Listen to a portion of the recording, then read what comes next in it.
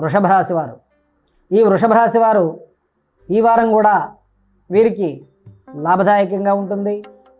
ధైర్య శాస్త్రములతో ముందుకు వెళ్ళి ప్రతి పనిని కూడా సంఘంలో ఉన్నత స్థితి సంపాదించుకునే మార్గాన్ని వెతుక్కుంటూ వారికి సంఘానికి అభివృద్ధికి తోడ్పడేటువంటి అవకాశాన్ని ఇస్తుంది.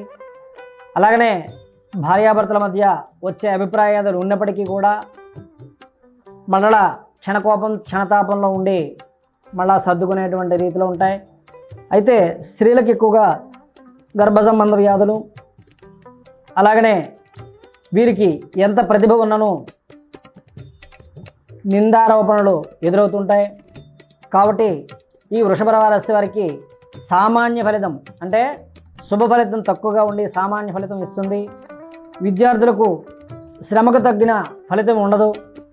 విద్యార్థులకు కొద్దిగా విద్య మీద అనాసక్తి చూపుతారు. కాబట్టి ఇక రాజకీయ నాయకులకు, షేర్ మార్కెట్లు వ్యాపారదారులకు, కళాకారులకు కూడా వీరికి కూడా మిశ్రమ ఫలితమే ఉంటుంది.